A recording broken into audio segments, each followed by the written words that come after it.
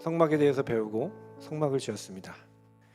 우리는 장로님을 통하여서 성막에 대해서 배우고 뭘 해야 할까요?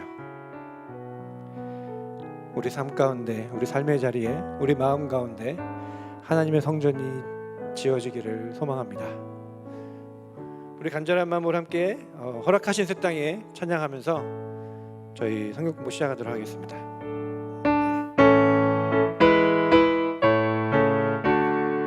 힘차게 찬양할까요? 허락하신 새 땅에,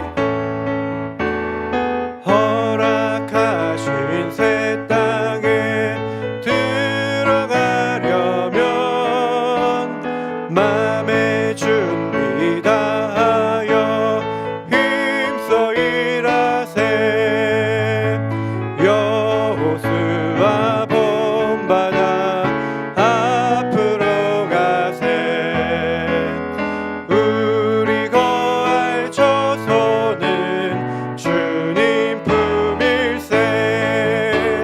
시험 환난 당해도 낙심 말고서 맘의 걱정 버리고 힘써 일하세.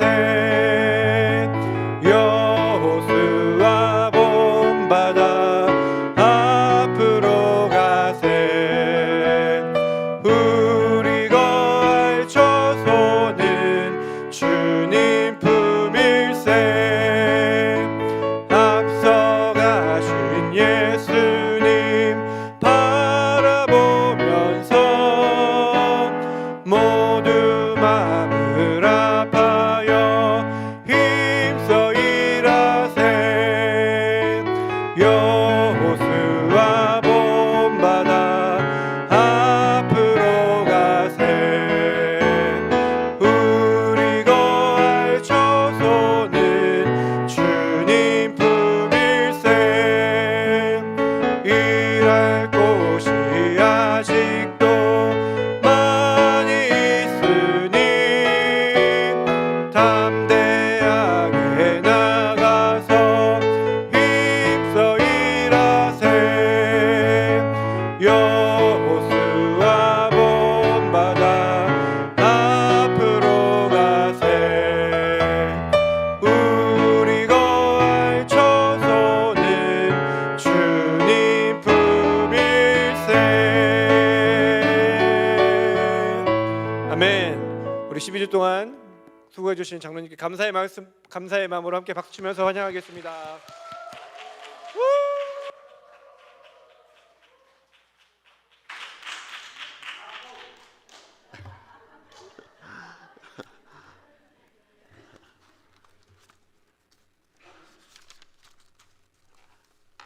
한번 기도드리도록 하겠습니다. 하나님 아버지, 오늘 저희들이 마지막 시간으로서 이스라엘 백성들이 요단강을 건너 가나안으로 들어감으로 인하여 가나안 시대에 대한 열리며 가나안 시대에 대하여 하나님의 성막이 어떻게 그 역사가 진행되었는지에 대하여 저희들이 잠시 살펴보려고 합니다.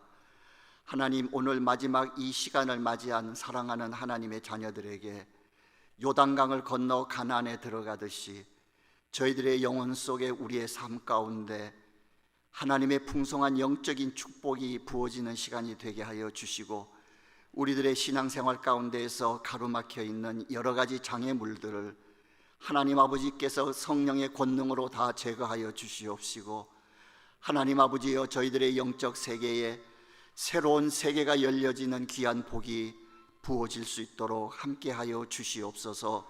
하나님 아버지, 저희들이 12주 동안에 그 조그만한 그 어떤 지식의 축적이 중요한 것이 아니라 정말로 하나님의 그 크신 사랑과 우리를 구속하시기 위한 성령님의 그 깊으신 만세전부터의 그 계획하심이 얼마나 깊고 오묘하다는 것에 대하여 늘 저희들이 감탄하며 하나님 앞에 영광을 돌리는 삶을 살아가는 우리 모두가 다 되게 하여 주옵소서. 예수님의 이름으로 감사하며 기도 올렸사옵나이다.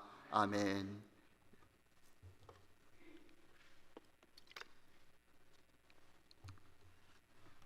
제가 이제 오늘 성경 공부를 시작을 하기 전에 지난 주일날 이렇게 질문하신 분이 있습니다. 이스라엘은 총 대제사장이 77대까지 내려왔어요. 로마의 AD 70년에 예루살렘이 멸망이 되고 제사장이 제사를 드릴 수 없는 그런 환경이 주어질 때까지 이스라엘은 아론 1대 대제사장서부터 77대까지 이어졌습니다. 그리고 하나님께서 아론 가족을 시작으로 해서 대제사장의 제도, 제사장의 제도를 시작하시면서 아론에게 기름 부으셔서 대제사장직을 수여하시고, 그 다음에 대제사장 아론이 생명이 끝남으로 인해서 그 직을 승계하도록 하나님께서 대제사장의 제도를 수립해 놓으셨어요. 그래서 아론이 죽은 다음에 엘르아살이 호르산에서 자기 아버지 대제사장 아론이 죽었을 때에 모세와 같이 그 산에 올라가서 모세가 아론으로부터 대제사장의 옷을 벗기고 아론의 죽음과 함께 그 옷을 그 아들 엘르아살에게 입힘으로 인해서 엘르아살로 인하여 2대 대제사장직이 승계가 됐습니다. 이렇게 하나님의 뜻은 대제사장이 죽음으로 인해서 그 자녀가 그 직을 물려받게 돼 있었습니다. 그런데 얼마만큼 이스라엘의 종교 지도자들이 부패하고 타락했냐 하면은 그것이 완전히 무시가 돼 가지고 심지어 대제사장 49대서부터는 아론의 핏줄과는 전혀, 그 혈통과는 전혀 상관이 없는, 전혀 관계없는 사람을 대제사장에다 앉히기 시작할 정도로 그 대제사장직은 부패하기, 말할 수 없이 부패했습니다. 근데 지난주에 질문하신 질문이 뭐냐 하면은 대제사장이 죽어야만 대제사장직이 다음 사람에게 넘어가는데 어떻게 77대까지 내려왔는데 75명이 대제사장직을 했느냐? 그러니까 2명이 대제사장직을 2번 한 거예요.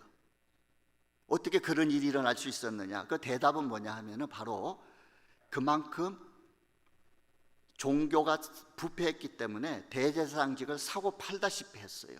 그래서 아론의 혈통과는 전혀 상관없는 49대 대제사장이 아나넬이었어요.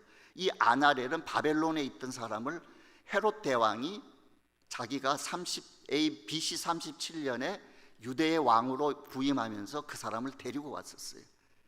왜냐하면 만만한 대제사장을 세워놔야 그 막강한 종교의 세력을 자기가 좌지우지할 수 있기 때문에 아주 다루기 쉬운 자기 친한 친구를 바벨론에서부터 데려다 그 대제사장직에 앉힐 정도로 부패할 대로 부패했습니다. 그렇기 때문에 2번 했던 사람이 바로 요 아나넬이에요.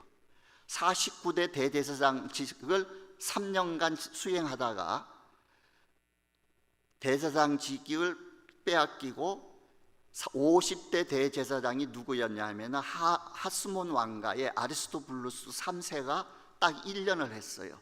18살에 대제사장직을 물려받고서 1년 만에 죽었습니다. 그러다 보니까 할 수 없이 이 아나넬을 다시 51대 대제사장으로 앉혀줬고요. 그 다음에 55대 대제사장인 요아살이라는 사람이 2번 했어요. 55대 대제사장직을 BC 4년에 했고 그 다음에 58대 대제사장직을 또 한 번 했습니다. 그래서 75명이 77대를 거쳐서 했던 겁니다. 그래서 질문하신 분의 그 질문의 궁금증이 풀렸는지 모르겠습니다. 얼마나 여러분 부패했냐면은 가야바 안나스 그 집안은 7명의 가족이 대제사장직을 이어받을 정도로 부패했어요. 그러니까 예수님께서 그 성전에 들어가셔서 그 비둘기도 그냥 없고 상을 없고 했던 그 이유가 너무 종교계가 썩었던 겁니다. 그런 걸 좀 여러분이 아시면은 예수님께서 왜 그렇게 그 대제사장이나 종교계에 대해서 분노하셨던가 하는 것들을 여러분이 좀 이해할 수 있습니다. 오늘날 이 종교계통도 보면은 아마 거기에 못지 않을 겁니다. 제가 얼마 전에 한번 수요 예배 때 설교 때 할 때 이런 얘기했는데 저하고 아주 친한 친구 한 사람이 전라도 광주에서 아주 뭐죠? 하여튼 총회장하고 대화를 나눈 그 얘기를 저한테 전해주는데 소름이 돋더라고요. 어느 정도로 지금 한국 교계도 부패했는지, 제가 그 얘기를 딱 들을 때 들어오는 예감이, 이거 남북 전쟁이 일어나지 않을까? 이 정도로 부패한 한국 교계를 하나님이 어떤 방법으로 다루실까? 말할 수 없습니다. 그 부패상은. 그러니까 신약 시대 때도 이 정도로 많이 부패했었어요. 그다음에 이제 제가 한 가지 또 사과 말씀을 드려야 될 거는, 여러분이 숫자가 그 이스라엘 백성들이 진 이동한 것이 모압 평지까지 가면 한 40번 숫자가 떨어져야 됩니다 했는데 그게 제 실수였어요. 41번이라고 쓰신 분들이 꽤 되더라고요. 그래서 제가 왜 40번이라고 한 분이 있고 41번이라고 한 분이 있나 싶어서 제가 했던 거를 딱 보니까 14번을 제가 2번을 썼어요. 그러니까 14번 다음에 15번을 써야 되는데 14 실수로 2번을 하는 바람에 40이 나온 거예요. 그러니까 41번으로 쓰신 분이 맞습니다. 41번. 그래서 시내 산에 진친 것이 11번째거든요. 그래서 11번째서부터 12번째로 옮겨갈 때는 이스라엘 백성들이 이제는 성막과 함께 움직이기 시작한 것이 바로 12번째 진쳤을 때였다는 것을 여러분이 기억하시면 됩니다. 예, 죄송합니다. 제가 실수를 해서. 자, 그러면 지난 주일날 제가 그 대제사장들의 그 보석, 그 흉패에 붙이는 12보석에 대한 샘플을 여러분들에게 이렇게 보여줘 놓고 그 흉패에 대한 부분을 제가 굉장히 많이 언급을 안 하고 넘어갔어요. 그래서 오늘 그 부분에 대해서 잠시 말씀을 드리고 그 다음에 오늘 하려고 하는 진도를 하겠습니다. 뭐 오늘이 12주 마지막 주니까 뭐 2시간 했든 3시간 했든 상관없을 것 같아요. 나가실 분들 나가셔도 되니까. 그러나 제가 한 5분 이상은 더 애들을 안 하겠습니다. 지난주에 말 못했던 거 조금 더 말씀을 드리고 이렇게 가도록 하겠습니다. 그러면 지난주 먼저 우리 전도사님께서 영상을 좀 띄워주시면 좋겠네요.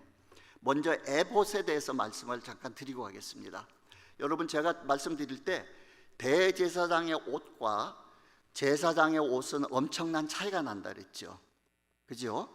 저기 속옷까지는 대제사장 아론이나 그의 아들들이 입었던 것은 똑같습니다.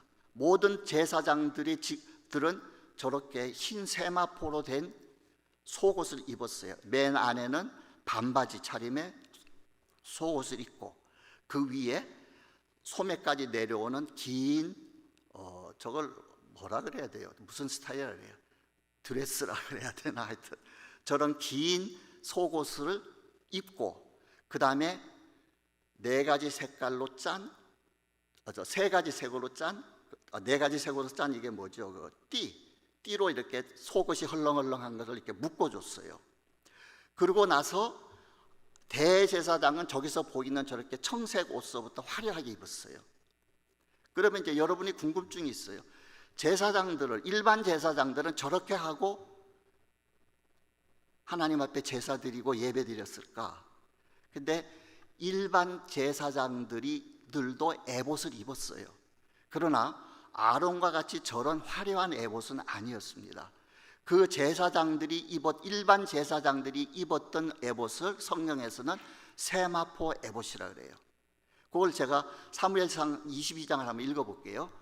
왕이 도액에게 이르되 너는 돌아가서 제사장들을 죽이라 하매 에돔 사람 도액이 돌아가서 제사장들을 쳐서 그날에 세마포 에봇 입은 자 85명을 죽였고, 오늘 우리가 성경 공부할 때 저 부분을 제가 다시 말씀을 드리겠는데, 일반 세마포 옷을 입은 제사장들 85명을 도액이 칼로 아주 그냥 난자했던 겁니다.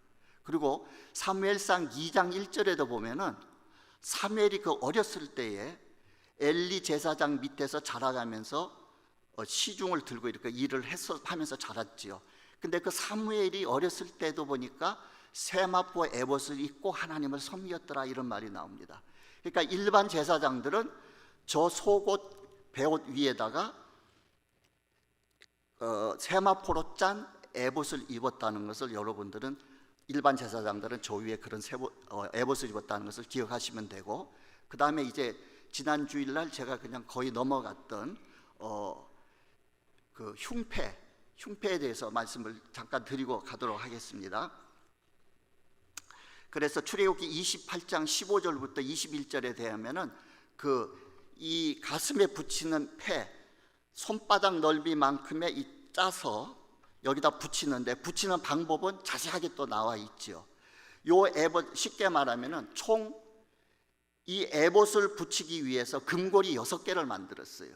금고리 6개를 하나님이 만들어서 두 겹으로 만드는 이 에봇을, 흉패를 요 에봇, 화려하게 짠 에봇이라는 옷에다가 갖다 묶는데, 흉패 요 위에 2개다가 금고리 2개, 흉패 밑에다가 금고리 2개, 밑에다가 붙이되 2겹인데 2겹에서 안쪽 쪽에다가 이 금고리를 달으라고 성경에서 아주 지적을 하고 계세요. 그 금고리 2개는 어디 붙였느냐? 에봇도 이렇게 허리를 묶는 끈이 있었죠. 그 에봇을 묶는 그 끈에다가 금고리 2개를 달으라 그랬어요. 그러면 여러분 어저께 지난 주일날 말씀드릴 때 에봇을 입을 때 앞에 옷과 뒤에 옷을 따로 만들어서 이 어깨 견대에다가 2개를 앞뒤면을 붙이라 그랬어요. 이 견대에다가 붙이는 게 또 뭐가 있었어요? 호마노라는 보석에다가 금태를 입히라 그랬어요. 해서 여기다 갖다 붙이라 그랬어요. 그리고 한쪽에다가 6명의 아들 이름, 한쪽에다가 6명의 아들 이름을 새겨서 넣고 여기다 붙이라 그랬어요. 그 호마노라는 보석을 만들 때 그 가장자리를 금태를 둘러라 그랬어요. 그 금태 밑에 이렇게 고리를 만들었어요. 그리고 흉패 요 위에다가 금고리 2개를 달아가지고 금사슬을 만들어서 여기 호마노를 둘러싼 금태하고 흉패의 윗부분의 금고리를 2개를 그 금사슬로 묶으라 그랬어요. 그러니까 이제 윗부분은 이제 고정이 됐습니다. 아랫도리는 어디냐? 아까 말한 흉패 밑에 2개 금고리하고 에봇을 묶는 허리띠 위에다가 금고리 2개를 묶었는데, 그 두 사이는 청색 끈으로 이렇게 묶으라 그랬어요. 그러므로 인해서 이 흉패가 이 대제사장의 가슴 위에 에봇 위에서 이렇게 딱 고정이 돼서 있었습니다. 그리고 2겹으로 짠 흉패 사이에다가는 우림과 둠밈이라는 그 2가지 돌을 거기다 집어넣게 하셨죠. 여기까지 말씀을 드렸습니다만은, 그러나 이 흉패에다가는 지난주날 말씀을 안 드린 12보석을 다루라 그랬어요. 12보석. 그래서 한 줄당 3개씩 해서 4줄로 다루라 그랬어요. 근데 성경에 보면은 그 4줄의 이름이 나옵니다. 16절에 길이와 너비가 한 뼘씩 2겹으로 네모 반듯하게 하고, 저 그림에 보면은 윗부분에 이렇게 딱 흉패가 있죠. 17절에 그것에 4줄로 보석을 물리되, 첫 줄은 맨 위에 줄을 말합니다. 홍보석, 황옥, 녹주옥이요. 둘째 줄은 석류석, 남보석, 홍만호요. 셋째 줄은 호박, 백만호, 자수정이요. 넷째 줄은 녹보석, 호만호, 벽옥으로 다 금태에 물릴지니 이 보석들은 이스라엘 아들들의 이름대로 12이라. 보석마다 12지파의 한 이름씩 도장을 새기는 법으로 새기고. 자, 그래서 지난 주일날 이렇게 여러분들이 내가 샘플로 이렇게 돌려보시라 그랬는데, 아마 나가실 때 저 탭을 위에다 올려놓을 테니까 이렇게 한번 보고 가실 분들은 보고 가세요. 근데 성경 어디를 찾아봐도요, 예를 들면 제일 첫 번째 줄 홍보석에다가는 12아들 중에 누구 이름을 넣어라, 뭐 호박에다가는 누구 이름을 써라, 성경에 없어요. 그러니까 솔직하게 말해서 저 12보석이 누구 이름이 들어갔는지는 몰라요. 예를 들면 자수정이 예를 들면은 르우벤이 들어갔는지 이건 아무도 모릅니다. 그런데 많은 사람들이 생각해 볼 때에 하나님이 저렇게 무작위를 했을 것이냐, 반드시 어떤 것하고 연관되어 있을 거다고 생각을 합니다. 그게 뭐냐?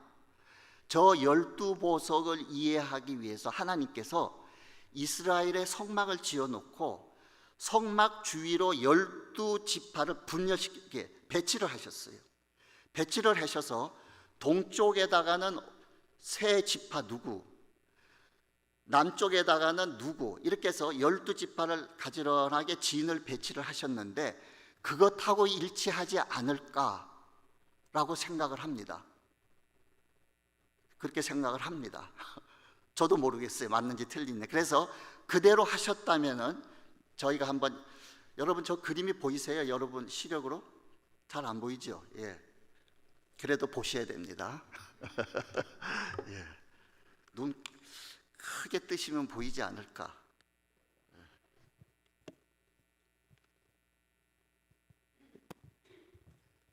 자, 여기 보시면은 여기 성막이 제일 중앙에 있고 성막 바로 앞에는 모세와 아론과 그 아들들의 가족이 여기다 자리를 잡았습니다. 그 다음에 성막을 바라보고 남쪽 지역에는 고핫 자손이 자리를 잡으라고 성경에 분명히 말하고 있습니다. 그 다음에 성막 뒤편 서쪽에는 게르손 자손이 진을 치게 했고요. 성막의 북편에는 무라리 자손이 이렇게 해서 성막을 중심으로 모세와 레위 족속이 성막 중심으로 이렇게 둘러치게 했어요. 그 다음에 12지파는 동쪽에 향해서는 방향에는 유다 자손이 가장 선발대가 되고 유다 자손의 깃발 아래 이사갈과 스불론이 동쪽에다가 진을 쳐라 이렇게 하셨어요. 민수기에 여러분이 보시면 민수기 2장, 4장, 11장, 20장 이렇게 보면은 요 진에 대한 얘기가 자세히 나와가고 성막이 옮겨질 때는 어떻게 진행해라 하는 것까지도 성경에 자세히 나와 있으니까 여러분이 이제 12주 성경 공부 끝나고 나면은 성경을 보실 때 훨씬 더 이제 머릿속에 이렇게 들어오기가 쉽습니다. 그 다음에 두 번째로는 남쪽 지역에는 루벤이 중심으로 세 개의 지파가 진을 치는데 루벤의 깃발 아래 시므온과 갓, 서쪽에는 에브라임이 우두머리가 되고 므낫세, 베냐민이 진을 쳐라. 그 다음에 북편에는 단 지파가 진을 치고 아셀과 납달리가 진을 치게 해라 이렇게 되어 있습니다. 그래서 많은 사람들이 생각할 때에 이 첫째 줄에 하나님께서 달도록 한 보석이 동쪽의 유다 지파를 가장 먼저 하나님이 언급하시면서 진을 치게 하셨던 것과 같이 요 세 지파를 하나님께서는 첫째 줄에다가 배열하지 아니하셨을까? 굉장히 합리적인 짐작일 수 있습니다. 그죠? 예. 이왕이면은 우리가 성경에 언급이 안 됐지만은 가능성이 가장 많다면은 요 방식대로 12보석에 12지파가 올 이름을 새기지 않았을까? 그러면은 제일 먼저 왼쪽부터 시작을 합니다. 왼쪽 지파가 유다.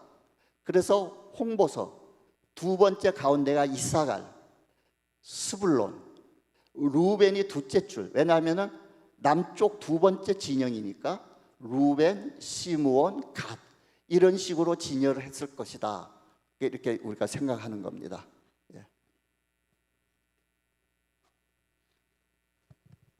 그래서 지난 주일날 제가 이제 그렇게 말씀을 드리지 못했던 그 12보석에 대해서 이렇게 말씀을 드렸습니다. 그러니까 대제사장의 가슴 앞에 항상 12보석을 이렇게 지니고 다니게 하셨다 하는 것은 하나님의 눈에는 항상 12지파를 하나님의 눈에서는 떨어진 적이 없고 대제사장의 양쪽 어깨에 12아들의 이름, 거기에는 레위와 요셉의 이름이 들어가 있었지만 12보석에는 레위 지파와 요셉의 이름이 빠진 대신 므낫세와 에브라임의 이름이 들어가 있습니다.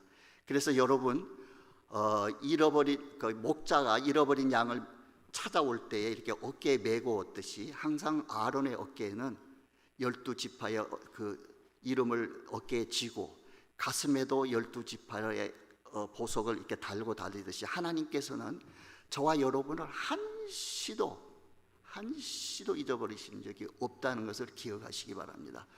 가장 여러분이 고난의 자리에 떨어져 있어서 내 주위에는 아무도 없다는 생각밖에 들지 않을 때도 하나님은 여러분을 보고 계십니다.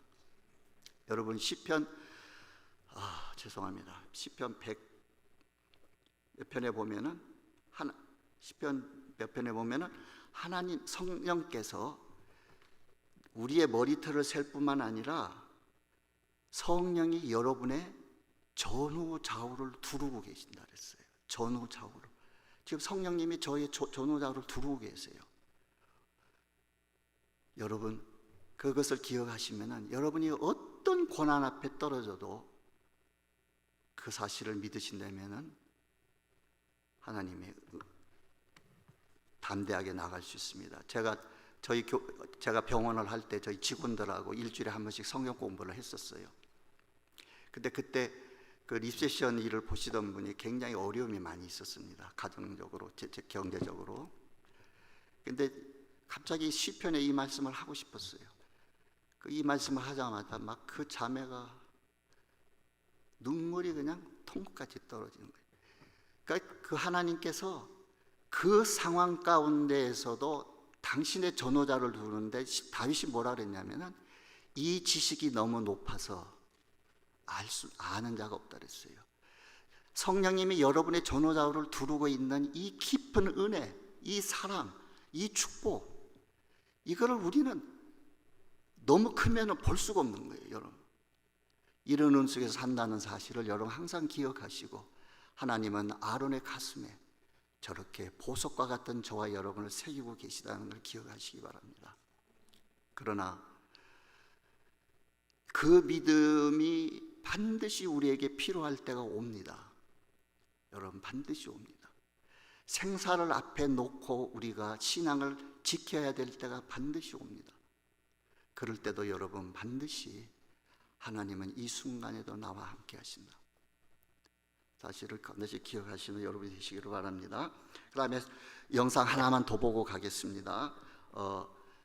우리 전도사님께서 이제 끝날 때쯤 되니까 너무 저하고 손발이 잘 맞아요.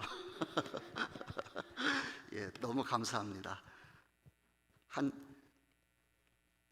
7번, 8번 할 때까지는 제가 무슨 정신으로 했는지를 모르겠어요.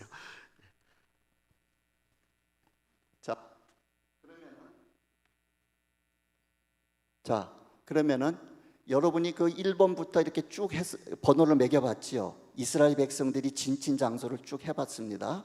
근데 11번이 시내산이에요.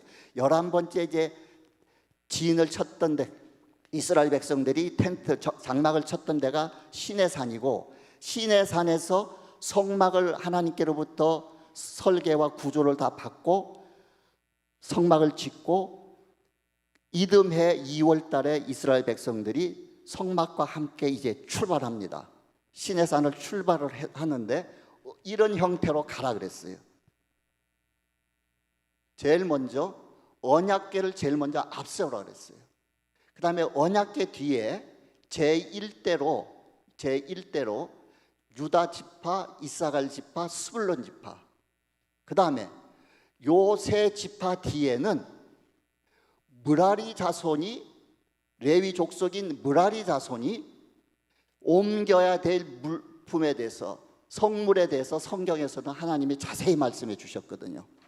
그래서 대제사장과 제사장들의 위임식을 할 때 하나님께서 족장들을 통해서 제사장 가족에게 선물을 내라 그랬어요. 그 선물을 내는 것 중에 보면은 이렇게 소 12마리를 하나님은 각 족장들에게 한 마리씩 받았어요. 그래서 그 12마리 중에 8마리를 므라리 자손에게 할당해 주셨어요. 그 이유는 므라리 자손이 옮겨야 될 성막의 구조물들이 하나같이 무거운 것들이야. 굉장히 무거운 것들이에요. 그렇기 때문에 수레바퀴를 두 지파 중 하나씩을 바치게 했으니까 6개를 헌물로 받은 다음에 6개 중에 4개는 므라리 자손에게 주고, 소도 12마리 중에 8마리는 므라리 자손에게 배치를 해라. 그 이유는 이렇게 옮겨야 될 게 널판들, 여러분 널판 하나가 1규빗 반이에요. 그러니까 75cm에다가 금까지 입혔어. 그런 게 총 48개였어요. 그러니까 그거를 사람이 지고 가라 그러면 너무너무 힘들었을 거예요. 그래서 하나님께서는 널판, 그 다음에 띠, 금고리, 바깥 기둥, 이거 막 노수로 했고 뭐 얼마나 무거워요. 그 다음에 은받침, 이 은받침이 장장 100달란트였어요.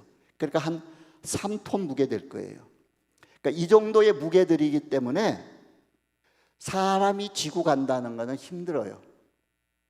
바깥 기둥, 높받침, 뭐 주로 이런 것들은 므라리 자손에게 맡겨서 므라리 자손들이 했습니다. 주로가 아니고 100%. 다른 족속이 이걸 만질 수가 없었어요. 그 므라리 자손의 뒤를 이어서 게르손 자손이 또 옮겨야 될 구조물들을 하나님은 말씀하시기를 그들은 주로 이 천하고 관계되는 거였어. 그러니까 뭐냐면은 성막 지붕이 4겹인데 4겹 성막 지붕 다. 그 다음에는 입구에 그 문에 쳐지는 그런 문장들. 그 다음에 세마포장, 흰 세마포수로 울타리를 만들었죠. 그것도 상당히 큰 면적입니다. 그렇게 쭉 해서 이런 무게가 나가는 것들이지만은 훨씬 가벼운 것들은 수레 2개, 소 4마리를 통해서 므라리 자손이 끌도록 했습니다. 그 다음에 바로 고핫 자손이 끄는 게 아니라 그 사이에 하나님은 루벤 자손, 두 번째 군대가 요 2개 성물을 지키도록 루벤 자손과 시므온 갓 자손이 이제 뒤따랐습니다. 그 다음에 그 사이에 고핫 자손, 이 고핫 자손이 맡은 성물은 하나같이 직접 어깨에다 메고 손으로 옮겨야 됐던 성물들이었어요. 그러니까 소나 수레가 필요 없지요. 소나 수레가 필요 없지요. 자, 이렇게 돼 있고 끝으로 후방을 지켰던 지파가 에브라임 자손, 단 자손. 오늘 목사님 메시지 중에서 단 자손에 대한 그 말씀을 많이 하셨는데 단 자손이 요한계시록에 보면 없어요. 단 자손이 사라졌는데 이 단 자손이 그 전쟁 그 땅을 정복하고 이럴 때 보면은 굉장히 용맹했던 자손입니다. 단 자손이 전쟁을 굉장히 잘했어요. 자, 이렇게 단 자손이 나오고 그래서 이렇게 해서 이제 이동을 하는데 11번서부터 요것이 같이 해서 모압 평지까지 갔습니다.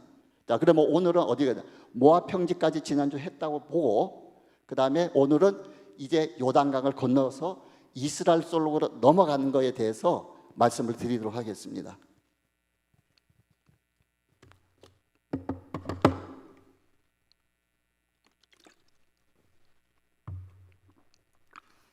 그러면 요단강을 건너면서부터는 거기가 이제 가나안 땅이에요.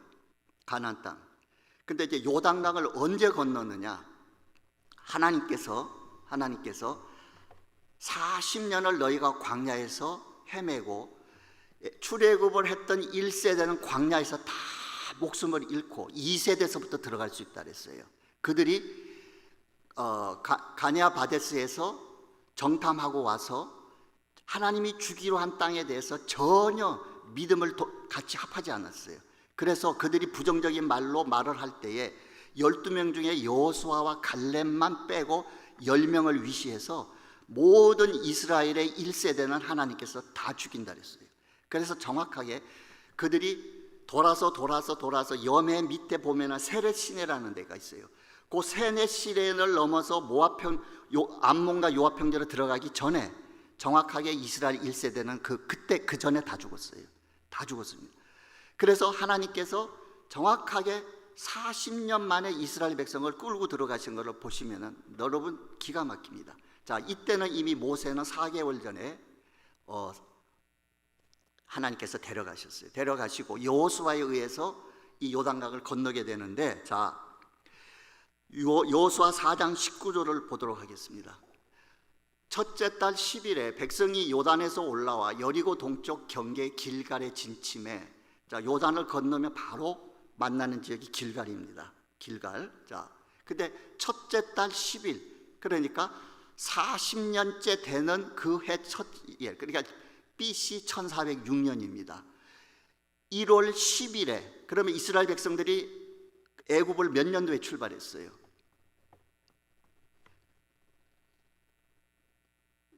1월 15일 날 출발했지요. 1월 14일 날 유월절을 지키고 그날 밤에 유월절 음식을 먹고 이스라엘 애굽 사람에 의해서 쫓겨나다시피 1월 15일 날 출애굽을 하게 됩니다. 그리고 이달 10일에, 첫째 달 10일에 이스라엘 백성이 요단에 올라왔어요. 그러면 하나님께서 유월절을 준비시키실 때 양을 언제부터 준비하라 그랬습니까? 1월 10일부터 각 가족당 숫자에 따라서 양 한 마리씩을 준비하라 그러셨어요. 그죠? 그래서 간직하고 있다가 1월 14일 날 유월절에 잡으라 그랬습니다. 그 유월절 양을 준비하는 그 1월 10일 날 이스라엘 백성들은 드디어 가나안 땅에 첫 발을 디딥니다. 이때가 BC 1406년 1월 10일입니다. 그 다음에 만나가 그친 날은 바로 그로부터 4일 후입니다. 여호수아서 5장 10절에서 12절.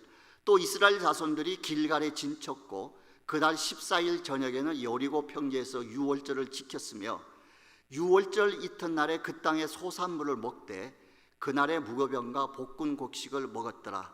유월절 이튿날에 그 땅 가나안 땅에서 나온 곡식을 먹었어요. 그랬더니 12절에 그 땅의 소산물을 먹은 다음 날에, 그러니까 유월절 다음 날 1월 15일 날 만나가 그쳤으니 이스라엘 사람들이 다시는 만나를 얻지 못하였고 그 해에 가나안 땅의 소출을 먹었더라. 하나님은 정확하게 이스라엘 백성들이 가나안의 곡식을 먹기 시작할 때서부터 만나는 끊으셨습니다. 그러면 만나가 언제 내렸느냐? 우리가 이미 다 공부했죠. 신광야에서 둘째 달 유월절 날 신광야에 도착했고 그 이튿날부터 하나님께서 만나를 주신다고 하셨고 자고 일났더니 땅에 하얀 서리 같은 게 있는데 그게 바로 이게 뭐냐 해서 만나라 그랬다 그랬죠. 그러니까 정확하게 39년 11개월을 하루도 빠뜨리지 않고 이스라엘 백성들에게 만나를 먹여주셨습니다. 신실하신 하나님입니다. 그죠? 그 다음에 그러면은 이 길갈에다가 이스라엘 백성들이 성막을 세우고 진을 쳤다 그랬어요. 그러면 이 길갈은요, 목적지는 여리고를 이제 무너뜨려야 가나안 땅을 들어갑니다. 가나안 땅에 들어갑니다. 자, 이 딱 버티고 있는 여리고 성을 무너뜨리기 위해서 이스라엘 백성들이 진을 친 것이 길갈인데, 길갈은 여러분이 그 성서 지도로 보시면은 여리고에서 약간 북동쪽으로 한 3km 거리예요. 아무것도 아니죠. 3km. 그러니까 채 2마일이 안 되는 거예요. 2마일. 우리 그 조깅이나 뭐 걷는 분들 하루에 몇 마일씩 걷잖아요. 그러면 그거 2마일 아무것도 아니에요. 굉장히 여리고 바로 그 앞에다가 진을 친 거예요. 자, 여러분 죄송합니다만은 같이 못 가셨던 분한테 죄송합니다. 이스라엘 같이 가셔서 우리가 여리고성 같이 목사님한테 선교사님한테 열심히 설명을 들었습니다. 그죠? 그때 선교사님이 던진 말이 있어요. 기억하실라 모르겠어. 우리 미랄구역 식구들 분들은 기억하실 것 같은데. 자, 그 선교사님이 무슨 말을 했냐면은 엿새 동안 한 바퀴씩 돌았어요. 그러면 여리고성을 한 바퀴 돌고 어디론가 그날 밤에 가서 자야 되잖아. 그때 선교사님이 동쪽을 향해서 잠은 길갈에서 가서 자고 이랬어요. 그 기억하시는 분 있어요? 그때 나는 그것까지 기억해. 선교사님이 그쪽 방향으로 몇 발짝 이렇게 뛰었어. 예, 그렇게 가깝기 때문에 이스라엘 백성들이 한 바퀴 돌고 길갈로 들어가고 한 바퀴 돌고 길갈로 들어가고 그렇게 진이 있었어요. 그러면은 성막이 길갈에 몇 년간 있었느냐? 정확하게 6년 있었습니다. 그 어떻게 합니까? 예, 그거를 가르쳐 드릴게요. 자, 길갈 성막 시대는 6년이었습니다. 그게 어디 있냐 하면요, 여호수아서 14장에 나옵니다. 14장 6절에서 10절에 보면은, 자, 제가 읽어 드릴게요. 자, 요거 조금 길지만, 그때의 유다 자손이 길갈에 있는 여호수아에게 나아오고 그니스 사람 여분네의 아들 갈렙이 여호수아에게 말하되 여호와께서 가데스 바나에서 나와 당신에게 대하여 하나님의 사람 모세에게 이르신 일을 당신이 아시는 바라. 내 나이 40세에 요것들이 다 여러분이 퍼즐 맞추듯이 맞추면 6년이 나옵니다. 자, 내 나이 40세에 여호와의 종 모세가 가데스 바네아에서 나를 보내어 이 땅을 정탐하게 하였으므로 내가 성실한 마음으로 그에게 보고하였고 나와 함께 올라갔던 내 형제들은 백성의 간담을 놓게 하였으나 나는 내 하나님 여호와께 충성하였으므로 그날에 모세가 맹세하여 이르되 내가 내 하나님 여호와께 충성하였은즉 내 발로 밟는 땅은 영원히 너와 내 자손의 기업이 되리라 하였나이다.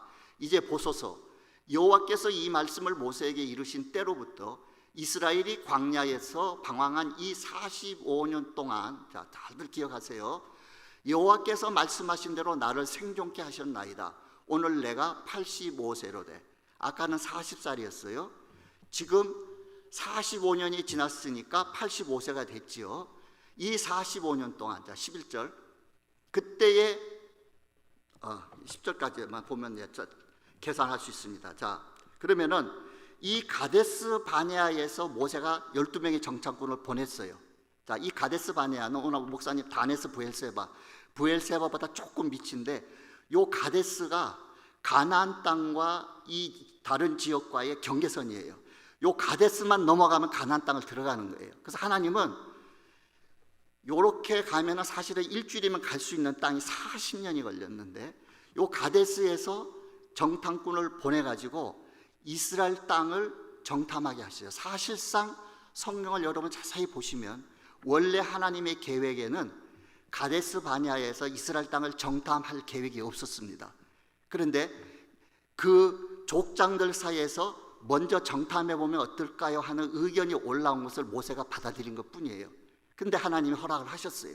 그래서 가데스 바네아에 들어갔는데, 이 가데스 바네아는 성경에서 여러 명칭으로 나와요. 여러분이 그 1번부터 41번까지 쓴 것 보면 14번째 밑사라는 데가 나올 거예요. 진친고 린마. 요 린마하고 가데스 바네아가 같은 지역입니다. 그 다음에 바란 광야도 같은 가데스 바네아를 말하고 있어요. 이런 식으로 말하고 있는데, 하나님께서 이렇게 갈렙을 내보낼 때 여호수아도 그 12명 중에 한 명이었어요. 그리고 돌아와서 같이 모세 앞에서 했던 그런 모든 일들이 있기 때문에 생생한 기억을 갖고 있는 여호수아에게 찾아가서 당신도 알다시피 하나님이 모세를 통해서 나를 생전해 주셨고 이 땅을 가지라 그랬는데 하면서 요구합니다. 자기의 권리를 주장을 해요. 그래서 나중에 성경 여러분 더 보시면 알겠지만은 이 산지를 내게 주소서 하면서 갈렙이 요구했던 그 터가 유다 산지였어요. 유다 산지를 받았는데, 왜 길갈 시대가 6년이었다는 걸 알 수 있냐면은 자기가 가데스 바네아에 정탐꾼으로 내보내질 때가 40살이라 그랬어요. 그죠? 그러면 요때는 출애굽을 한 지 1년 후예요. BC 1445년에 시내산에서 출발을 해서 얼마 지나지 않아서 가데스 바네아에서 정탐꾼으로 보냈어요. 그러니까 출애굽을 한 지 2년째 해 중간쯤에 요 일이 있었단 말이에요. 그러고 나서 요단강에 들어갔으니까 몇 년 만에 가데스 바네아를 출발해서 몇 년 만에 들어갔습니까? 예? 괜찮아요. 예. 자, 여러분 계산하면 잠이 안 와요. 이렇게 계산해 보다 보면. 그죠? 졸리세요? 예. 39년째예요. 가데스 바네아에서 정탐하고 39년 만에 이 여리고 성 앞에 도착한 거예요. 39년 만에. 그런데 갈렙은 지금 45년이라 그랬어. 왜 45년이냐? 길갈에다가 진을 쳐놓고 그 땅을 정복하기 시작을 한 거예요. 그 땅을 정복하기 시작했어. 그래서 길갈이 정복하는 부대의 교두보 역할을 했고, 그 성막이 거기 서여져 있고 6년에 걸쳐서 길갈에서부터 땅을 확장해 갔던 거예요. 이해되세요? 예. 그래서 갈렙이 내 나이 85세다 그랬어요. 85세. 그러니까 갈렙이 79세 때 요단강을 건너고 85세 때 여호수아에게 찾아와서 이제는 내 땅을 주시오 했단 말이에요. 왜냐? 이제는 땅을 어느 정도 차지를 했기 때문에 이제 내 땅 분량을 주십시오 그랬어요. 그렇기 때문에 길갈에서 6년간 전쟁했던 시간이라는 것을 정확하게 알 수 있어요. 근데 그러고 보니까, 자, 여기에 대해서 의문이 있으세요? 아직도 6년이라는 게 실감이 안 나십니까? 예. 그래서 6년을 정확하게 길갈에서 땅 정복 전쟁을 하고, 그때까지는 이스라엘 백성 12지파 중에서 겨우 5지파만 땅을 얻었어.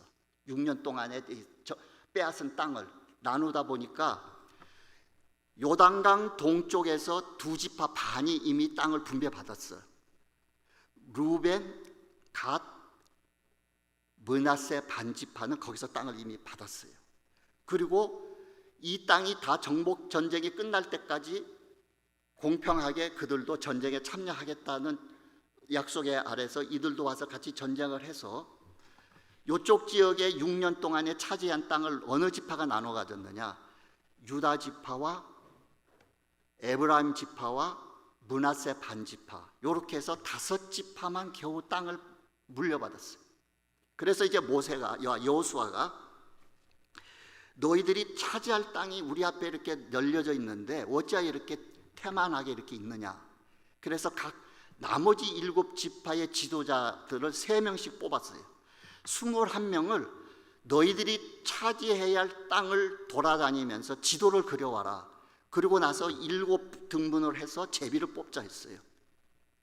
그래서 그 기간은 우리가 알 수 없지만은 이들이 얼마만큼 자세하게 그림을 그려왔냐 하면은 성경에 보니까 책을 가져왔다 그랬어요.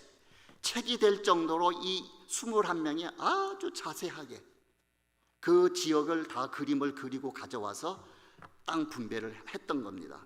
자, 그래서 이제 길갈 시대가 끝나고 길갈에다가 진을 치고 있다 보니까 너무 가나안 땅에서 한쪽으로 치우쳐 있었어요. 여러분 나중에 지도 보시면은 여리고하고 바로 붙어 있고 약간 가나안 땅에서는 너무 동쪽이에요. 그리고 약간 너무 밑이야. 그래서 이스라엘이 2번째로 본부를 옮긴 자리가 어디냐 하면은 실로라는 것이에요. 실로. 굉장히 실로가 중요한 장소입니다. 실로. 그래서 실로 시대는 BC 1400년부터 1102년까지다. 이제 이렇게 봅니다. 왜 1102년이냐? 이때가 블레셋하고 이스라엘이 전쟁하면서 언약궤를 뺏겼던 아벡 전투다. 근데 이게 1102년을 어떤 사람들은 1075년도에 아벡 전투가 있었다고 합니다. 저도 결론을 못 내렸어요. 여러 자료들 다 봐도 사무엘이 태어났던 나이, 사무엘이 한 30세에 제사장직을 이제 본격적으로 시작을 했는데 그때 나이 뭐 여러 가지 또 고려해봐도 1102년이 맞는지 1175년이 맞는지 모르겠지만 일단 1102년으로 잡으면 실로 시대 때에 실로의 성막이 있은 것이 장장 298년입니다. 그리고 만약에 이 아벡 전투가 1075년, BC 1075년이라고 본다면은 325년 동안 실로 한 장소에 성막이 있었어요. 그러니까 그때 엘리 제사장 얘기도 나오고 사무엘 얘기도 나오고 그렇게 합니다. 그러면은 이 실로로 옮긴 이유는 아까 말한 것 같이 정복 사역을 좀 더 수월하게 하기 위해서 지리적으로 실로로 옮기는 것이 여러모로 굉장히 유리했습니다.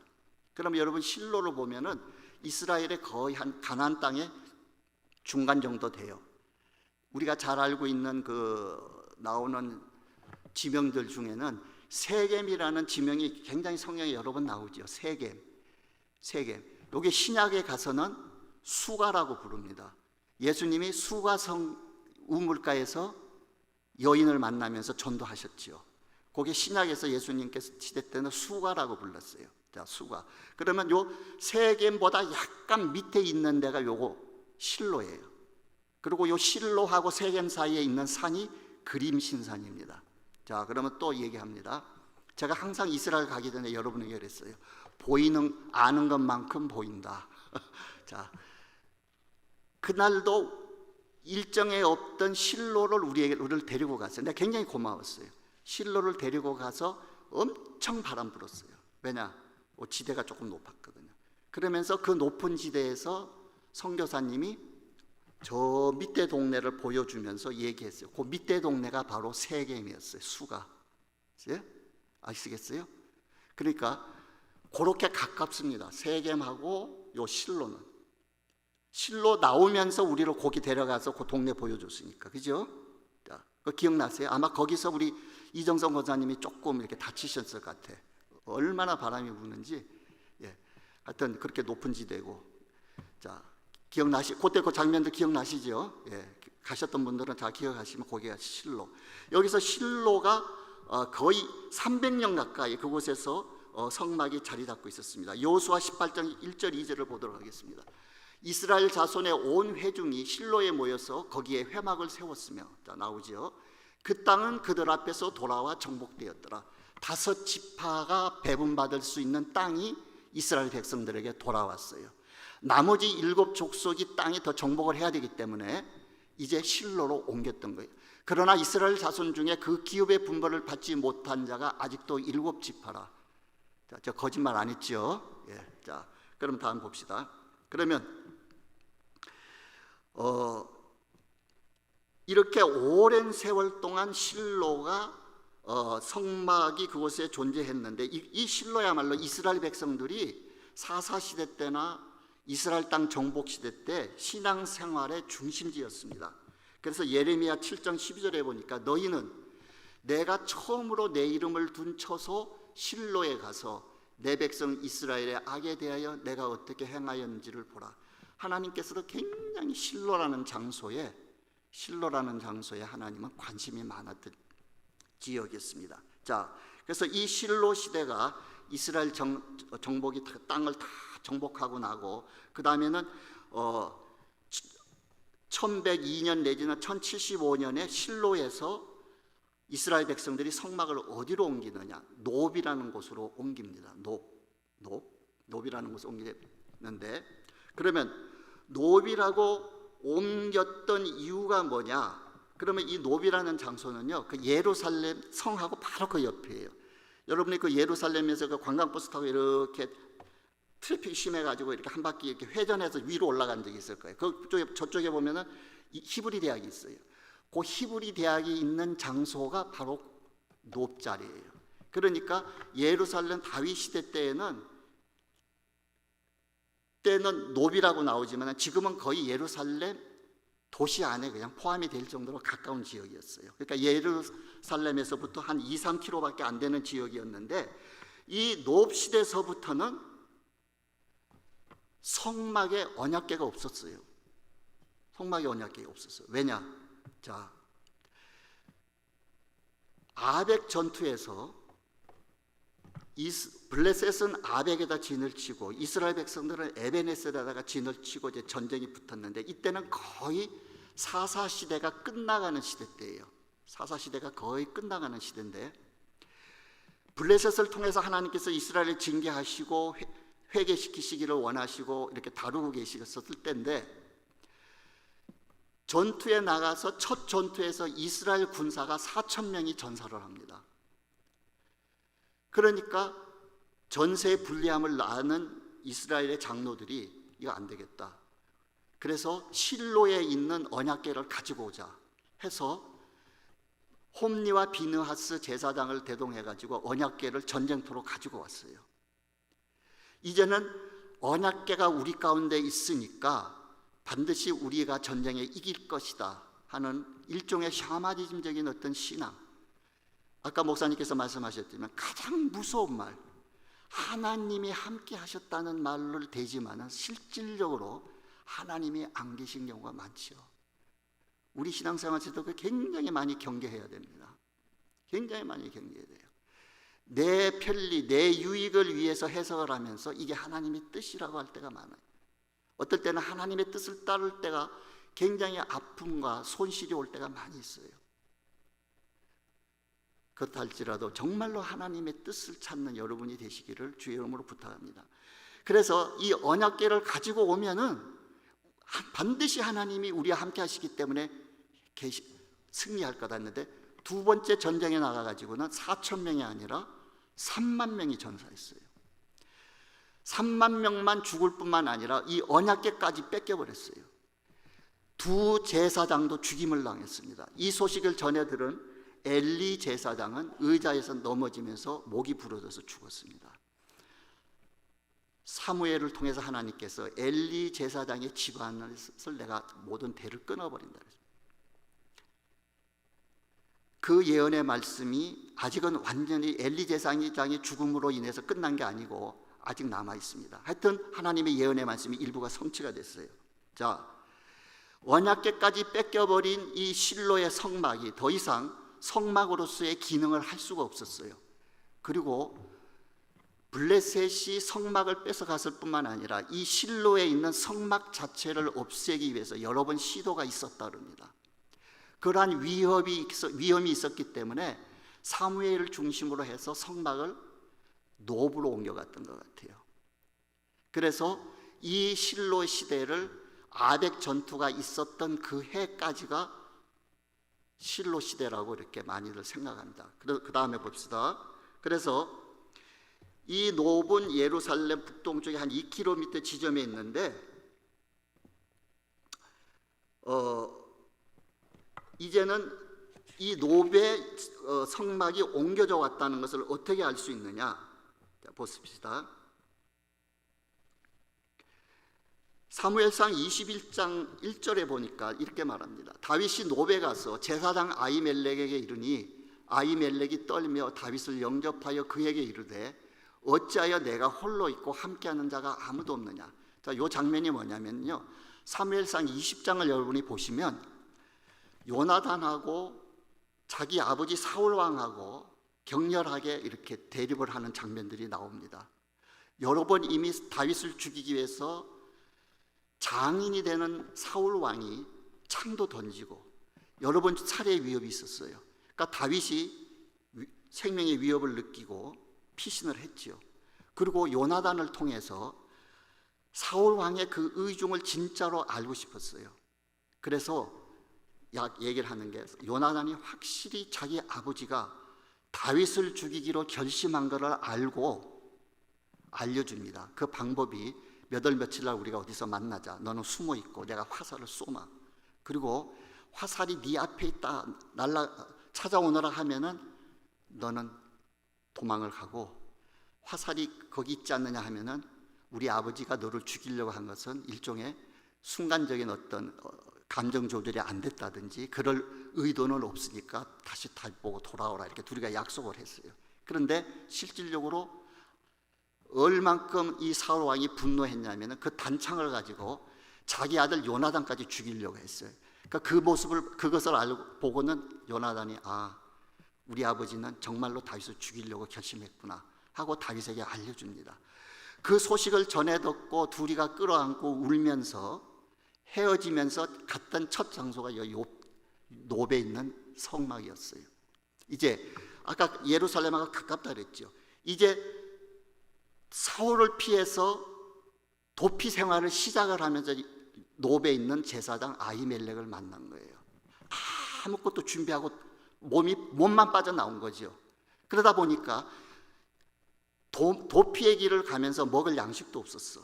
그러니까 아히멜렉에게 혹시 여기에 뭐 먹을 거 없습니까? 그러니까 제사장 외에는 먹을 수 없는 진설병은 있다. 그 진설병 있는 걸 받았고, 혹시 여기에 무슨 무기로 쓸 만한 게 없습니까? 물어볼 때에 아히멜렉이 골리앗이 쓰던 칼이 여기 있다. 칼이 여기 있다. 그러니까 그것도 굉장히 필요합니다. 주십시오. 그만큼 다윗은 무장도 하지 못하고 먹을 것도 없이 급하게 이제 도망가는 거예요. 자, 여기서부터 다윗은 10년이라는 혹독한 시련의 길에 들어가는 거예요. 이제 하나님의 손에 의해서 엄청난 시련의 도가니 속에 하나님이 몰아넣으시는 그 첫 시간대에, 자, 이때 보니까 벌써 성막이 노베 와 있어. 제사장들이 여기서 노베에서 벌써 생활을 하고 계세요. 그러면은 아까는 실로에 있었는데 언제 노베 왔겠느냐? 예? 그러니까 성막을 빼앗기고 나서 노브로 옮겼던 거죠. 자, 이해되세요? 그래서 이때가 대충 언제냐 하면은 아벡 전투를 1102년으로 본다면 BC 1102년부터 BC 1120년 약 80년의 시간 동안에 노베에 있었습니다. 그러면 왜 BC 1020년까지 있게 됐느냐? 자, 봅시다. 그러면 그거보다는 자, 그러면은 봅시다. 하나 더 볼게요. 자, 사무엘상 22장 18절 19절을 보고 가는 게 좋을 것 같습니다. 왕이 도액에게 이르되 너는 돌아가서 제사장들을 죽이라 하매 에돔 사람 도액이 돌아가서 제사장들을 쳐서 그날에 세마포 에봇 입은 자 85명을 죽였고 제사장들의 성읍 노베 남녀와 아이들과 젖 먹는 자들과 소와 나귀와 양을 칼로 쳤더라. 그래서 다윗이 자기를 피해서 노베에 들러서 아히멜렉으로부터 빵과 칼을 선물로 받고 도망을 쳤다는 얘기가 사울 왕의 귀에 들린 거예요. 그랬더니 제사장들 다 불러 모아. 아니, 내가 지금 죽이려고 하는 도망자를 그렇게 숨겨줄 수가 있어? 하면서 그 제사장 85명을 다 죽였죠. 그래서 그 호위병들에게 칼을 차고 있으니까 이 제사장들, 에봇 입은 제사장들을 다 죽여라 했으니까 감히 그 호위병들이 제사장들을 죽일 수가 없었어요. 그랬더니 그 고자질하던 에돔 사람 도액을 통해서 죽이라 그랬습니다. 그러니까 참 엄청난 일이죠. 그 제사장 85명을 도액이 죽이고 그 마을에 제사장 마을이니까 여기는 그 젖 먹는 자들과 소와 나귀와 양을 다 칼로 죽였어요. 그러니까 성막을 이제는 노베에서 다른 곳으로 옮길 수밖에 없죠. 제사장에게 거의 멸절되다시피 했으니까 이때 85명 제사장을 죽일 때 한 사람이 도망쳐 나옵니다. 저 아히멜렉 제사장의 아들인 아비아달이 도망 나오죠. 그래서 이 아비아달이 나중에 다윗이 그일라로 숨어 들어갔을 때 에봇을 들고 와서 다윗에게 합류합니다. 그래서 네 목숨을 찾는 사람이 내 목숨을 찾는 자니까 너는 나와 같이 지내자 하면서 다윗이 아비아달 제사장을 받아들이죠. 그래서 다윗 때서부터 솔로몬의 그 초기 때까지는 대제사장이 사독과 아비아달 두 사람이 됐어요. 두 사람이 됐어요. 근데 결국 솔로몬에 의해서 아비아달은 대제사장직을 박탈을 당합니다. 왜냐? 자기를 왕자리를 노렸던 아도니아 편에 섰었기 때문에. 그러면 아까 엘리 제사장 집에 했던 예언의 일부가 성취됐다는 얘기는 뭐냐? 이 아비아달이 제사장직을 박탈당함으로 인해서 엘리 제사장 가문의 모든 저 핏줄은 제사장직에서 이제는 사라졌던 겁니다. 그러면은 여러분 보세요. 아론의 아들이 처음에 몇 명이었습니까? 4명이었죠? 그죠? 4명. 4명이었습니다. 4명. 첫째 아들이 나답. 여러분 이름 외우기 어려우면 이름이 참 외우기 힘들어서 나 답답해 이렇게 외우시면 돼요. 나답. 두 번째 이름이 이스할. 역시 답답하네요. 나답. 두 번째가 아비후. 세 번째 아들이 엘르아살, 네 번째 아들이 아비후. 근데 나답과 둘째가 아비후, 이 두 사람은 하나님 앞에 지정했던 불을, 제단의 불은 아닌 다른 불을 들이다가 하나님에 의해서 목숨을 잃었어요. 그러니까 자연적으로 대제사장직이 셋째 아들 엘르아살한테 내려온 거예요. 그러나 아론의 아들들은 제사장직을 해야 되기 때문에 넷째 아들 이스할도 제사장직을 그 후손도 계속 하고 있었던 거예요. 그죠? 그 후손 중에 내려오던 사람 중에 한 사람이 엘리 제사장이에요. 그쪽 계통이에요. 사독은 누구냐? 사독은 엘리아살의 후손이었어요. 그러니까 더 정통 대제사장 핏줄이었죠. 그래서 다윗 때는 2명이 대제사장직을 받았습니다. 근데 기가 막힌 것은 이제 보세요. 그러면 이제 마지막으로 기브온 성막 시대로 이제 보겠습니다. 그러면 기브온 성막 시대는 다윗이 이렇게 도피 생활을 시작했던 BC 1020년부터 언제까지냐? 솔로몬이 성전을 완성할 때까지. 왜? 솔로몬이 성전을 완성한 다음부터는 모세에 의해서 지어졌던 성막은 더 이상 필요 없었으니까. 그때가 BC 959년입니다. 959년. 그래서 이 기브온도 예루살렘에서 상당히 가까이 있습니다. 한 8km 정도. 그 다음에 이 기브온은 가나안 4대 성읍 중에 하나, 굉장히 큰 성읍이었습니다. 노비 사울 왕에 의해서 완전히 85명 제사장들이 제거되어짐으로 인해서 성막의 그 기능을 또 발휘할 수 없게 되었을 때에 이 기브온 쪽으로 성막을 옮겼다고 이렇게 볼 수가 있습니다. 그래서 이 기브온 시대 때에는 2군데서 제사가 드려졌어요. 다윗이 언약궤를 가지고 오죠. 그죠? 블레셋에서 빼앗겼던 언약궤를 결국은 다윗이 자기 다윗성에 들려놓습니다. 그때부터 솔로몬이 성전을 건축할 때까지는 이스라엘이 예배드리는 장소가 2군데가 됐어요. 한 군데가 어디냐? 바로 이 기브온, 성막이 있던 기브온 산당이었고, 한 군데가 어디냐? 다윗이 언약궤를 찾아와 가지고 다윗 성 안에 다윗의 장막을 준비해 놓고서 거기다 모셨어요. 그래서 2군데가 있는데, 여러분이 성경을 보다 보면 역대하상에도 그러고 역대하에도 보면은 다윗이 두 성전을 섬기는 그 그룹을 짤 때 두 그룹이었어요. 그래서 사독 계통의 제사장들은 기브온에 있는 성전을 중심으로 봉사하게끔 그쪽에다 배치를 하고, 아비아달 쪽의 계통의 사람들은 다윗성의 언약궤 중심으로 섬기도록 이렇게 두 파트로 나눠서서, 그래서 성전에서 나팔을 불던 사람의 이름하고 언약궤 쪽에서 나팔을 불던 사람의 이름이 달라요. 그러니까 우리 요즘으로 치면은 큰 교회가 부흥이 돼가지고 그걸 뭐라 그러죠? 그걸 이렇게 개척하는 거, 분리 개척하다시피 그렇게 했어요. 그래서 기브온 장막 시대가 있었습니다. 그래서 하여튼 이 아까 그 노업 제사장을 만나면서부터 다윗은 광야로 쫓겨 들어가면서 아둘람 굴로 들어가고 그 일라로 피하고, 심지어는 그 블레셋 왕 아기스한테서 가니까 군사들이 회의를 하는 거예요. 그 강요들이, 아기스 왕이요, 저 다윗이 어떤 사람입니까? 사울은 천천히고 다윗은 만만이라고 하던 사람입니다. 저 사람을 받아준다고요? 죽여야죠. 이 말이 다윗 귀에 들리니까 다윗이 너무 다급한 거예요. 동안에 든 쥐지요.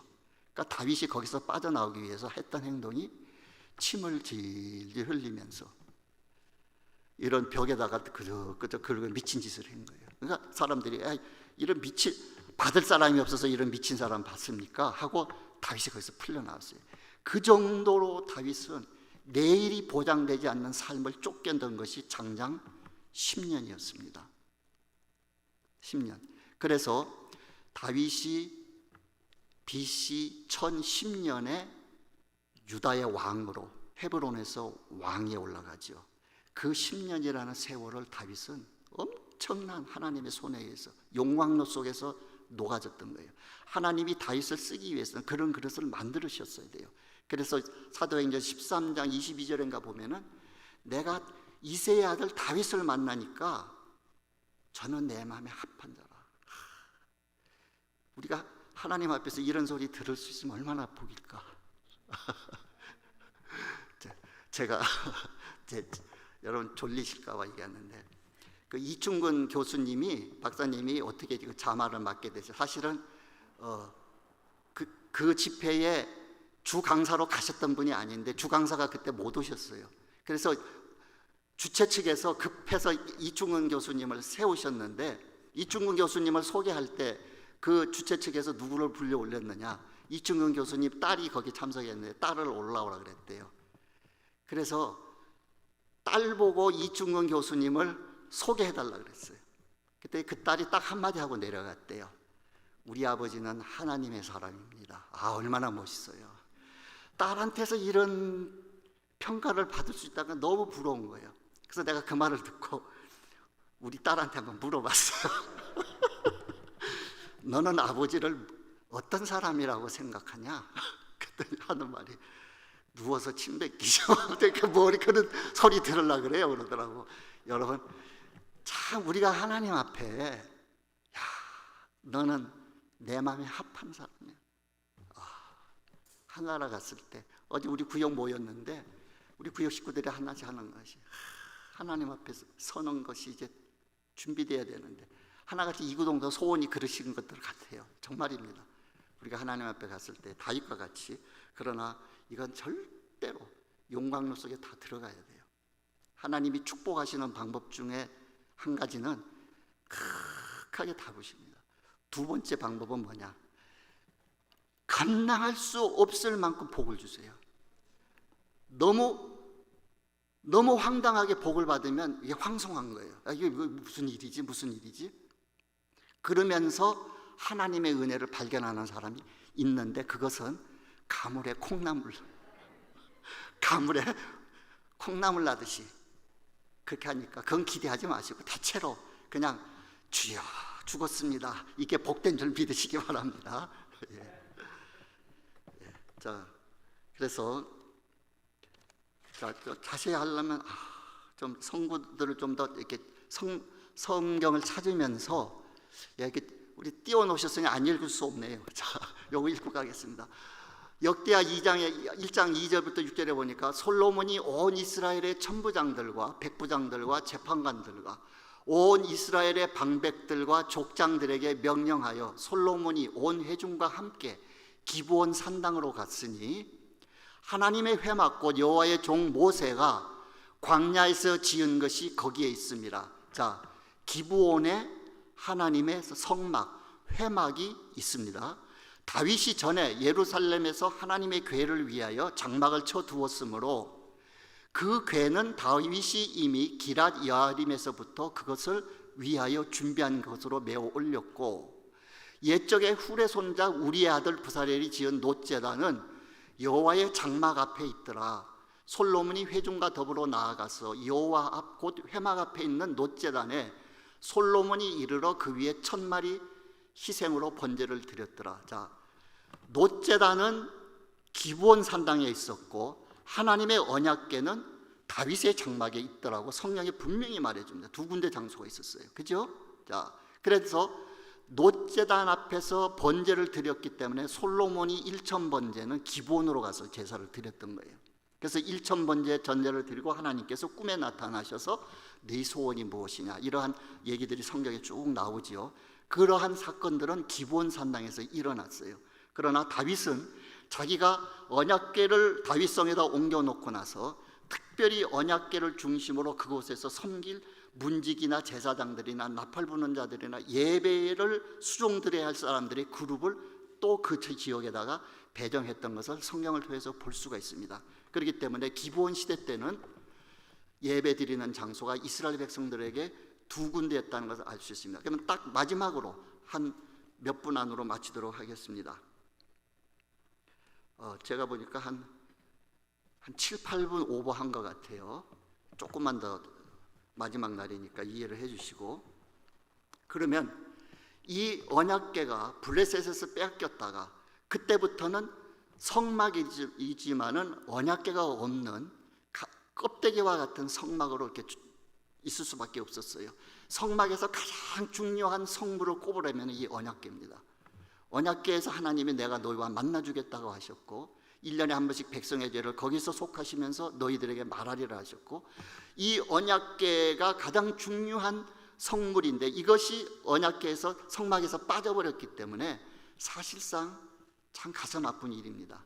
그래서 아벡 전투 BC 1102년에 이 언약궤를 빼앗겼다면은 다윗이 다윗성으로 가져올 때까지 몇 년이 걸렸을까 하는 것에 대해서 여러분 궁금하지 않으셔요? 궁금하죠? 저도 굉장히 궁금하더라고요. 예. 자, 궁금합니다. 자, 그럼 그것만 조금 보고 마치도록 하겠습니다. 먼저 사무엘상 6장 1절. 여호와의 개가 블레셋 사람의 지방에 있은 지 7달이라. 자, 7달 동안 뺏어놓고서 블레셋 지방에서 보관하고 있었어요.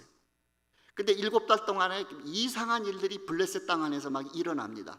백성들이 막 종기가 나고 뭐 다곤 신이 너무 엄청난 일들이 막 벌어집니다.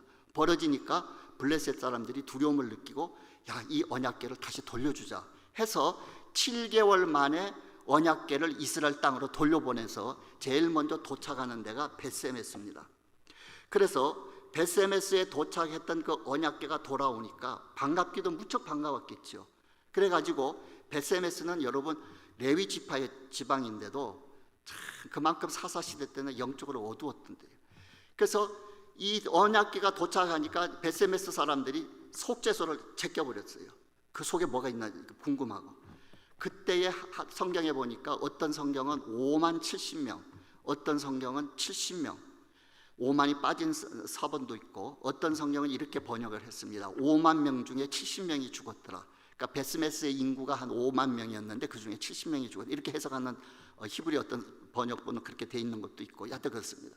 자, 어떻든 간에 미니멈 최소한 70명이 언약궤 속죄소를 벗김으로 인해서 하나님의 피가 덮여있지 않냐면 그 아래 율법고 그의 아들 엘리야사를 거룩하게 구별하여 여호와의 궤를 지키게 하였더니 걔가 기럇 여아림에 들어간 날부터 20년 동안 오래 있은지라 이스라엘 온 족속이 여호와를 사모하니라. 자, 7개월 플러스 20년은 좋게 지나갔습니다. 그죠?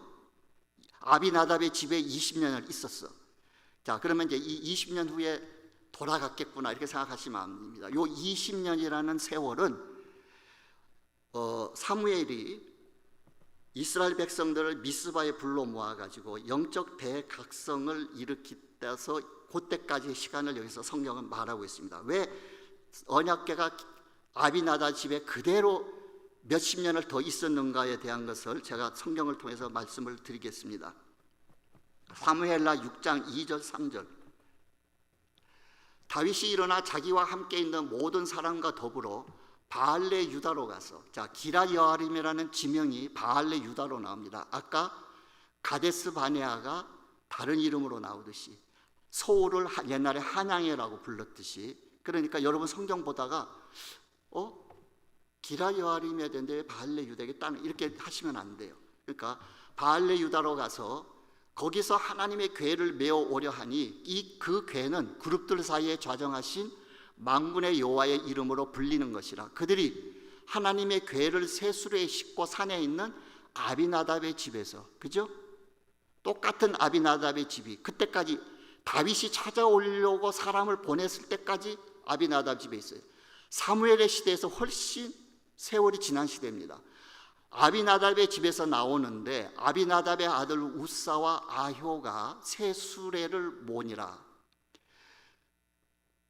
다윗이 일어나 자기와 함께 있는 모든 사람과 더불어 바알레에 들어가서 메어오려 하니 그 궤는 그룹들 3절 그들이 하나님의 궤를 새 수레에서 나오는데 그 다음 좀 넘겨주실래요? 여기까지만 말할게요. 그러니까 아비나답의 아들 우사와 아효가 그 수레를 모니라. 역시 그대로 성막이 20년 동안 아비나답의 집에 있었다 하지만은 이때까지도 아비나답 집에 있었어요. 그런데 20년 전에는 아비나답의 아들 엘르아살에게 그 궤를 맡기고 관리하게 했습니다. 근데 이때는 보니까 아비나답의 아들이 엘리아살로 안 나오고 우사와 아효, 어디에는 아히오라고 나옵니다. 우사와 아효가 그 수레를 모니라.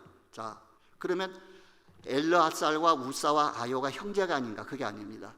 이때는 벌써 몇십 년이 흘러갔기 때문에 우사와 아효는 사실상 엘르아살의 아들격입니다. 히브리어는 이 아들을 자손을 벤이라고 부르거든요. 벤허. 그러니까 이 벤은 아들도 될 수 있고 손자도 될 수 있어요. 그러니까 이미 우사와 아효는 아비나답의 손자뻘이에요. 그 세월이 굉장히 많이 흘러갔습니다. 자, 그러면 그 다음에는 그래서 우사가 이 수레가 막 날뛰니까 아까 어떻게 됐어요? 우리 아까 그 성막 이동할 때 고앗 자손이 반드시 언약궤를 메고 가게 됐었는데 수레에 올렸지요. 이게 벌써 하나님의 말씀을 지키지 않은 거예요. 지키지 않았는데 언약궤가 수레에서 떨어지려니까 우사가 그걸 잡았어. 잡는 순간에 우사가 그 자리에서 즉사합니다. 하나님이 치셔서 우레사 우사라 그랬지. 하여튼 그 우사가 죽는 걸 보고 다윗이 너무 두려운 거예요. 이런 어미하신 하나님의 언약궤를 어떻게 내가 들여놓을 수 있겠느냐 해가지고 오다가 방향을 틀어서 어디로 갔느냐, 오벳 에돔의 집에 있어요. 사무엘하 6장 11절. 여호와의 궤가 가드 사람 오벳 에돔의 집에서 석 달을 있었는데 여호와께서 오벳 에돔과 그의 온 집에 복을 주시니라.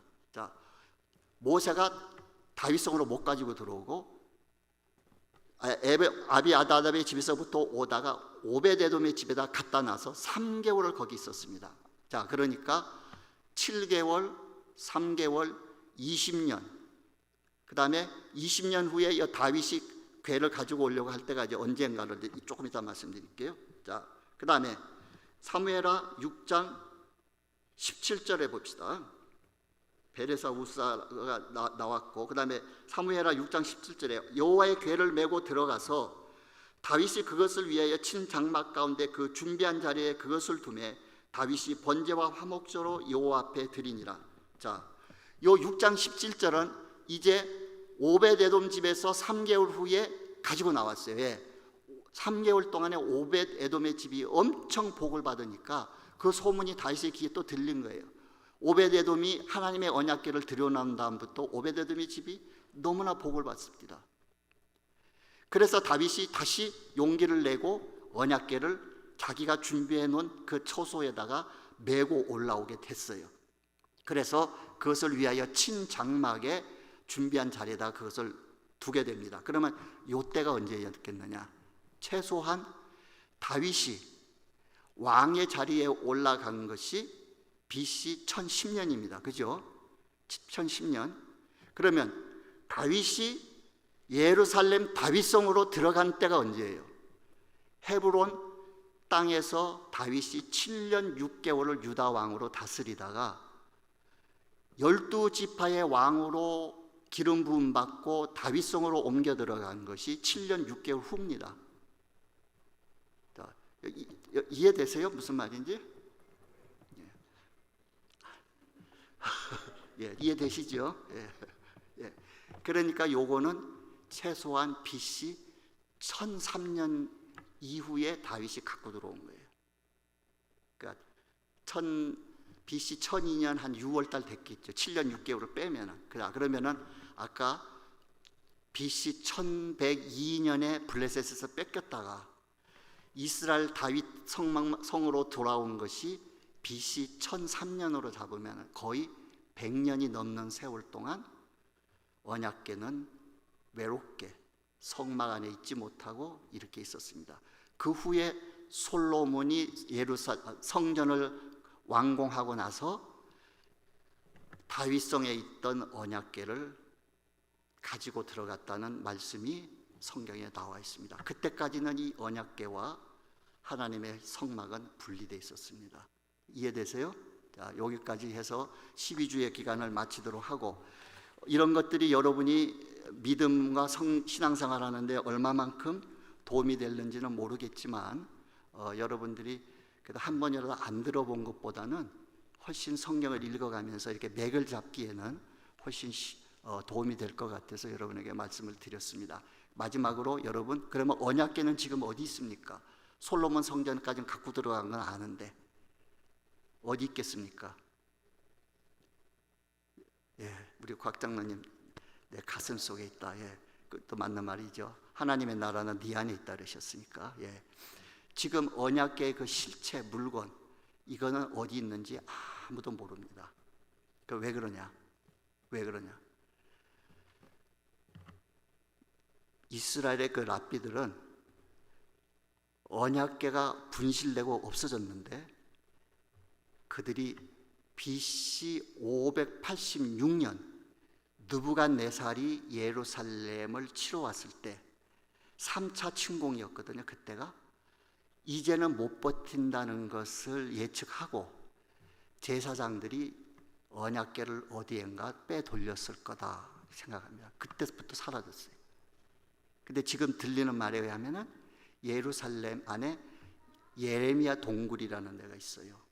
그 동굴에서 발견해 놨다는 말도 있어요. 그래서 지금 여러분 제3성전을 지으려고 하는 오르소독스 그 주이시들은 다 준비해 놨어요.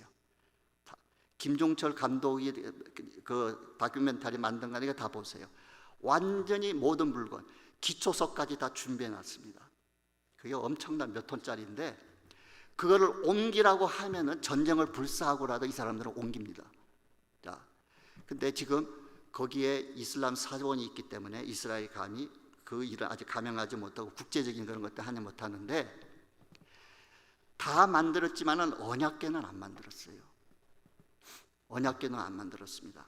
그런데 왜 느부갓네살이 와서 이스라엘 성전의 그 모든 것들을 다 성전 안에 있던 그 기물들을 다 가져갈 때에 언약궤는 가져가지 못했을 거라고 생각하는 이유가 뭐냐?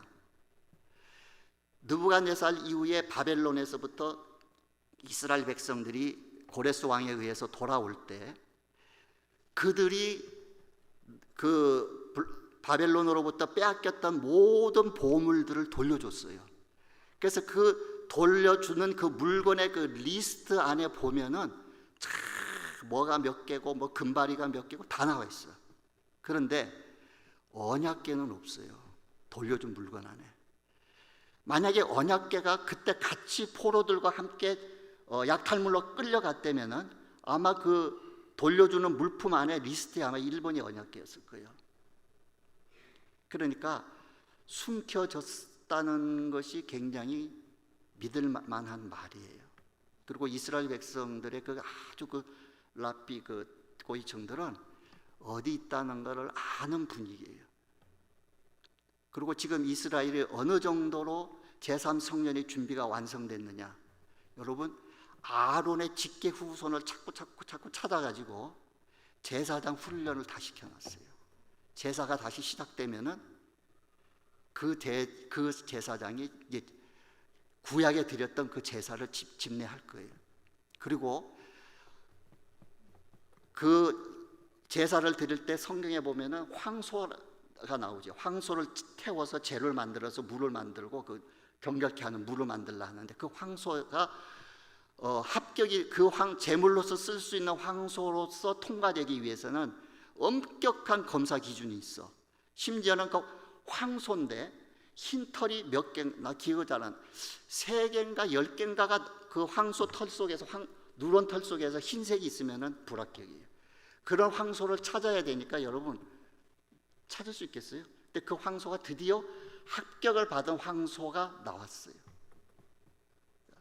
자, 그런데 성경에 보면은요, 제3성전이 반드시 세워져야 될 구절이 여러 군데 있어요. 예수님의 재림하시기 전에 제3성전이 반드시 그곳에 섭니다.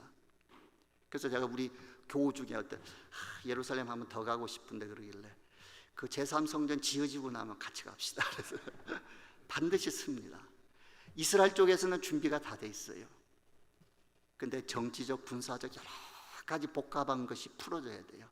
여기에 관여되는 또 한 사람의 인물이 성경에서 말하는 적그리스도입니다. 그런 얘기들이 돌아갈 수가 있는데 어떻든 간에 언약궤는 지금 우리들 손에는 없어요. 없다는 걸 아시고, 자, 이렇게 해서 마치도록 하겠습니다. 한번 기도하도록 하겠습니다. 하나님 아버지, 참 12주 동안 돌아볼 때에 참 너무 죄송하고 부끄러운 것도 많습니다. 저희 교우들에게 좀 더 쉽고 더 귀중하고 더 확실한 것들을 전했어야 하는데 그러하지 못했던 것, 저의 불찰로 인하여 준비가 충분하지 못했던 것들 하나님께서 불쌍히 여겨주시고 하나님이 사랑하는 그 사랑으로서 우리 사랑하는 오렌지 가난 장로교회 온 교우들의 가슴 속에 하나님의 영적인 양식으로 남을 수 있는 귀한 은혜와 축복을 하나님 허락하여 주옵소서.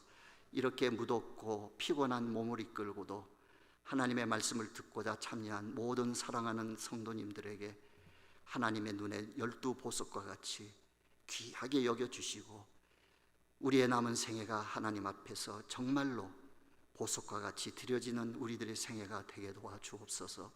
하나님, 두렵습니다.